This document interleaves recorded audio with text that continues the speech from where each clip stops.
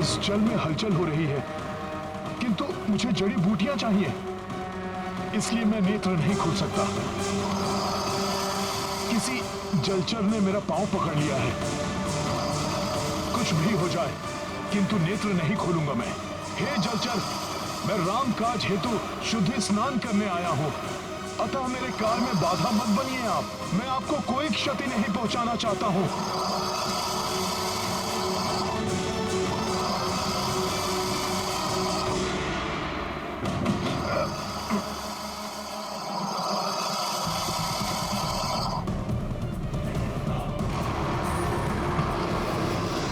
मैं आपसे पुनः विनती करता हूं, मेरा पांव छोड़ दीजिए।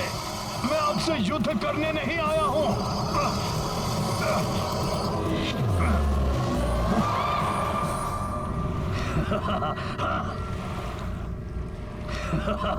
अब आएगा आनंद। ये वानर इस महामकरी से बच नहीं पाएगा। फिर भी अगर इस मकरी से बचकर इसकी शतविच्छत देह में प्राण बच भी गए तो मैं अवसर का लाभ उठाकर इसे ये कालकूट विष पिला दूंगा। बहुत हो गया नम्र निवेदन। हिंसक पशु नम्रता की नहीं, हिंसा की ही भाषा समझते हैं। जय श्री राम।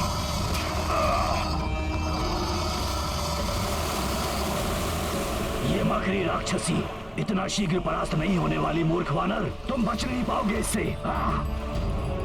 हे दिव्य सरोवर, शुद्धि स्नान में मेरी सहायता कीजिए, जिससे कि मैं सूर्य उदय से पूर्व ही जड़ी बूटियां प्राप्त करके लंका लौट सकूं।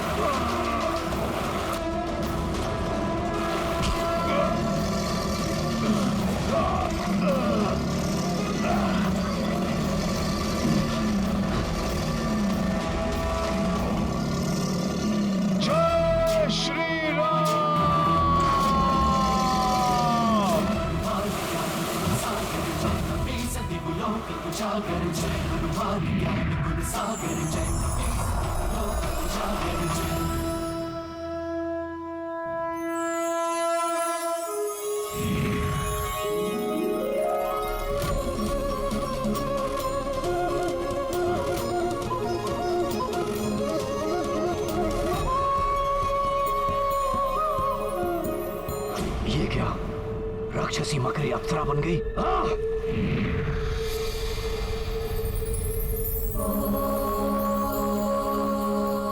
आप कौन है देवी? और ये सब क्या माया है? मैं अप्सरा धन्य मालिनी हूँ। प्रजापति दक्ष के श्राप के कारण मकरी बन गई थी। मेरा उद्धार श्री राम के सच्चे भक्त के हाथों ही होना था। मुझे श्राप मुक्त करने के लिए आपका धन्यवाद राम भक्त हनुमान। धन्यवाद का पात्र मैं नहीं, वो ऋषिवर हैं। उन्होंने ही मुझे सरोवर में भेजा, जिससे कि मैं ये शुद्धि स्नान के पश्चात दिव्य जड़ी बूटियां प्राप्त कर सकूं। क्षमा करें हनुमान जी, जड़ी बूटियां प्राप्त करने के लिए ऐसी कोई प्रक्रिया नहीं है। और ना ही यहाँ किसी ऋषि का वास है। श्री राम का नाम लेकर आपको भटकाने वाला वो बहरूपिया ऋषि नहीं, लंकेश रावण के द्वारा भेजा गया मायावी राक्षस कालनेमी है, जो राम कार्य में सहायता नहीं बाधा उत्पन्न करने आया है। यदि मेरे पास समय का अभाव न होता तो उस राक्षस को उसकी करनी का अभी दंड देता मैं। किंतु देवी, मेरे लिए सर्वप्रथम समय रहते जड़ी बूटी प्राप्त करना अति आवश्यक है। देवी, क्या आप उन विशेष जड़ी बूटियों को पहचानने में मेरी सहायता कर सकती हैं?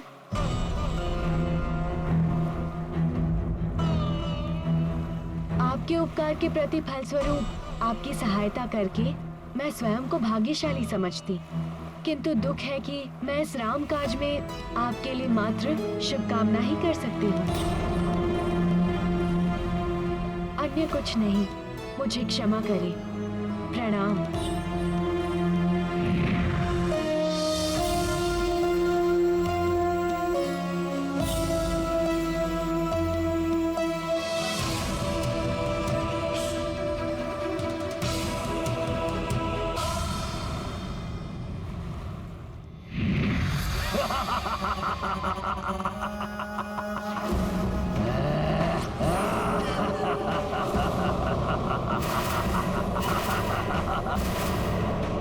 हनुमान, उस अप्सरा ने तुम्हें मेरा परिचय दे दिया होगा, किंतु तुम्हें ये बताना भूल गई होगी कि इस कमंडल में प्रसाद कौन सा है।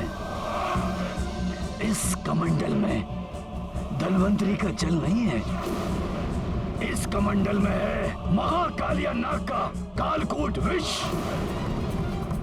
जिसे अब मैं इस सरोवर के जल में मिलाने जा रहा हूँ, जिसके मिलते ही इसका सारा जल विषाक्त हो जाएगा। यहाँ के सारे जलचर, तुम, वन्य पशु पक्षी सब क्षण भर में समाप्त हो जाएंगे।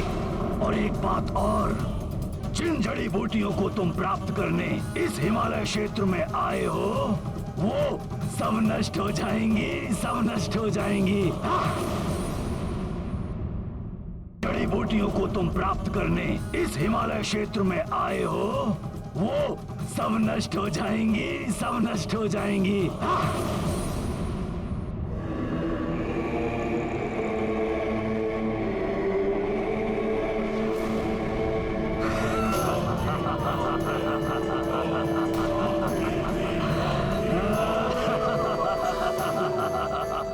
इस राक्षस से युद्ध करने के लिए समय शेष नहीं है। इसी के कालकूट विष से इसका वध कर देता हूं मैं।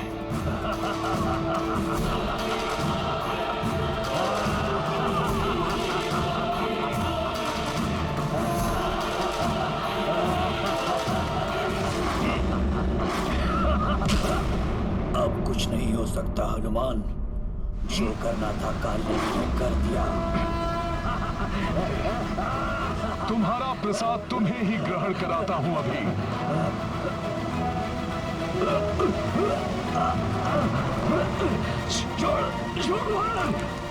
हनुमान के होते हुए वन के जीवों और वनस्पतियों का नाश नहीं कर पाओगे तुम पापी।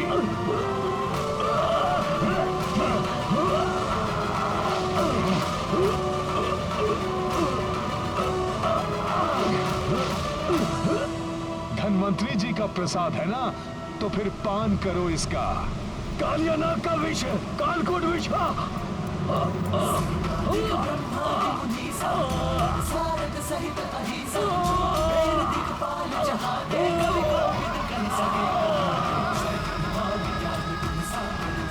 जाओ, तुम्हें मुक्त किया।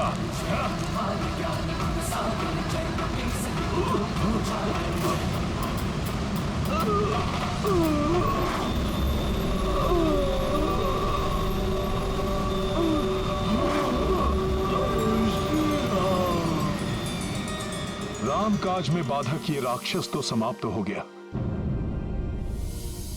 किंतु मेरी दुविधा अभी तक समाप्त नहीं हुई। मैं पहचानूं कैसे उन जड़ी बूटियों को? समय भी व्यतीत होता जा रहा है। क्या करूं मैं?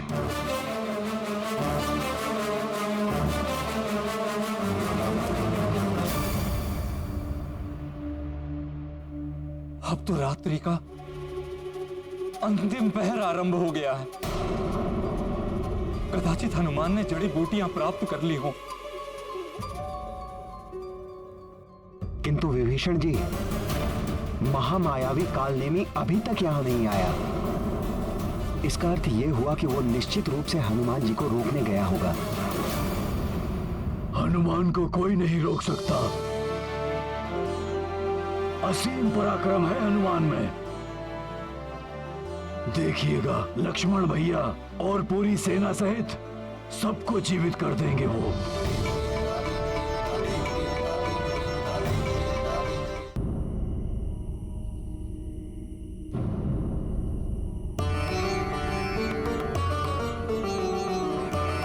कौन सी है वो विशेष जड़ी बूटियां? कैसे ज्ञात करूं मैं?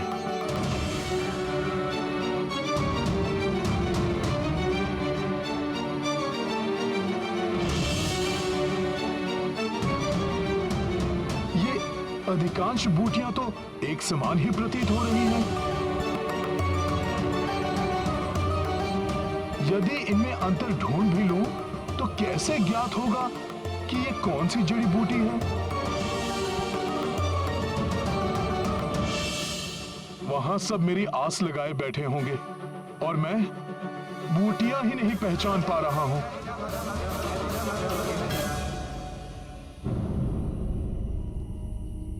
हे पर्वत श्रेष्ठ द्रोणागिरी, अब आप ही मेरी सहायता कीजिए।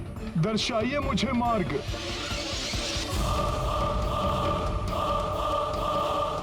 समय तो व्यतीत होता जा रहा है।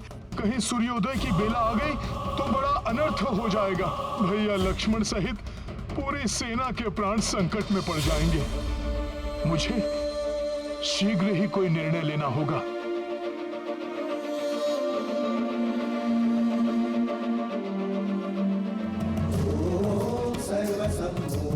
मुझे क्षमा करना पर्वत श्रेष्ठ द्रोणागिरी, आपके पास भी मेरी समस्या का कोई हल नहीं है और सूर्योदय की बेला निकट आ रही है। अतः उन जड़ी बूटियों को ले जाने के लिए मेरे पास अब एक मात्र विकल्प ही शेष है। आपको यहां से विस्थापित करके लंका ले जाना।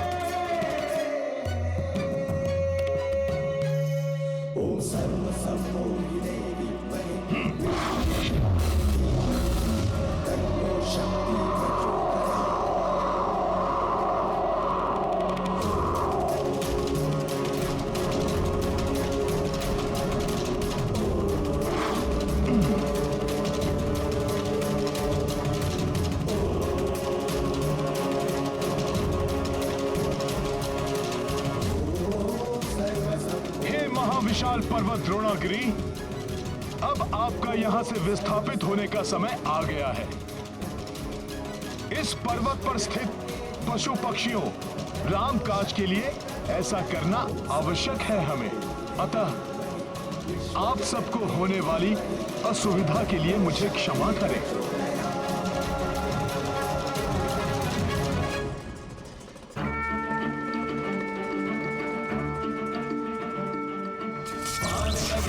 लक्ष्मण के तब प्राण सजे सुत रावण मारो, बैठ सुषेण समेत अभय गिरिद्रोण सुवीर उबारो। नाभि सजीवन हाथ गई तब लक्ष्मण को तुम प्राण उबारो।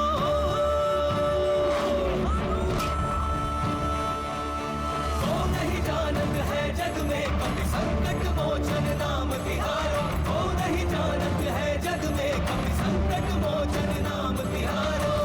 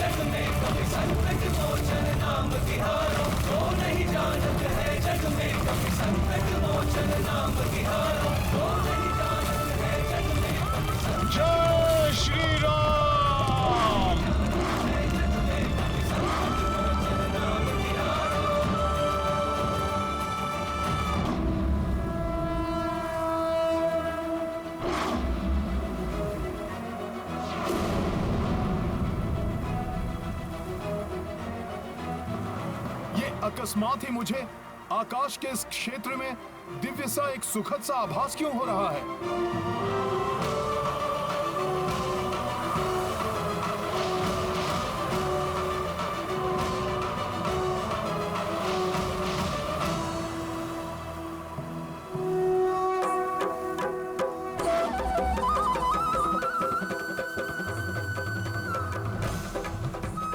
अच्छा, प्रभु श्री राम की नगरी अयोध्या के आकाश से निकल रहा हूं मैं, इसीलिए इतनी दिव्यता का आभास हो रहा है मुझे। जय श्री राम। अब शीघ्र ही लक्ष्मण भैया स्वस्थ हो जाएंगे, माता सीता मुक्त हो जाएंगी, फिर उनके साथ ही इस पुण्य धरा का मैं स्पर्श करूंगा।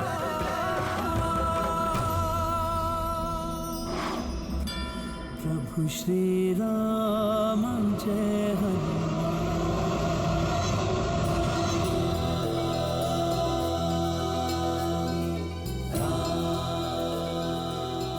भैया श्री राम, अयोध्या सूनी हो गई है आपके बिना।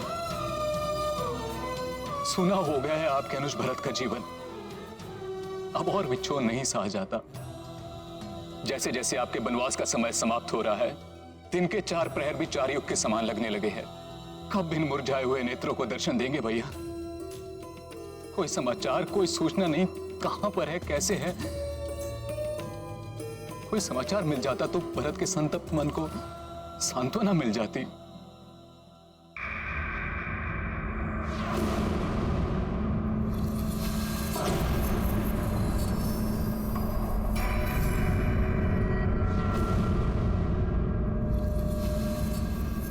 अकस्मात ये विशाल छाया क्या है?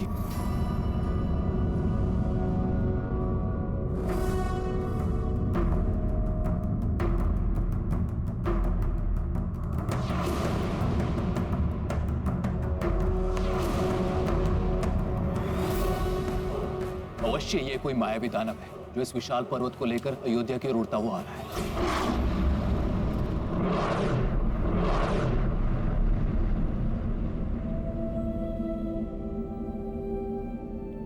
ये अयोध्या का राजभवन, मैं भी बाल अवस्था में यहाँ पर आया था।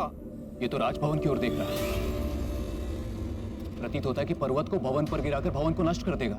मुझे इसे यहीं रोकना होगा।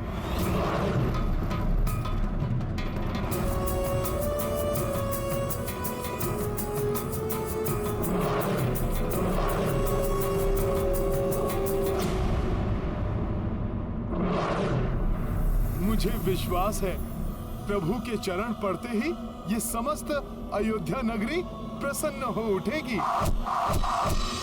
दीपों की जगमग से आलोकित हो उठेगी अयोध्या।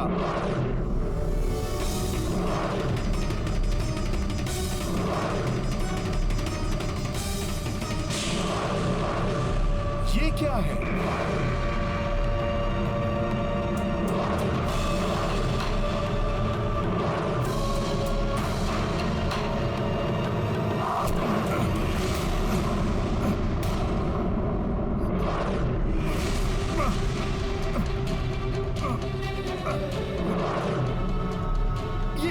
ये कैसा दिव्य बाण है जिसका प्रहार मैं भी सहन नहीं कर पा रहा।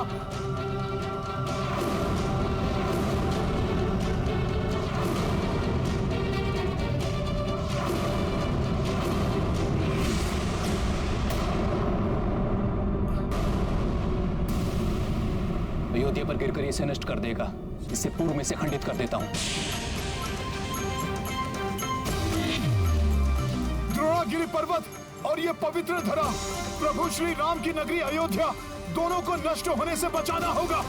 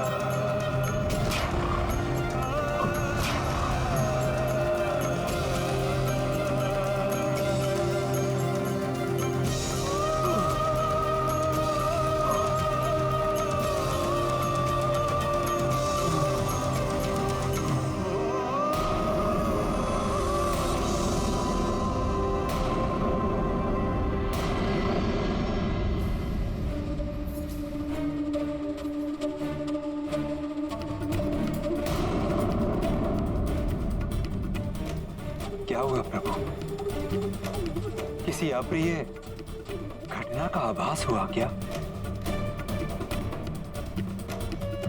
हनुमान,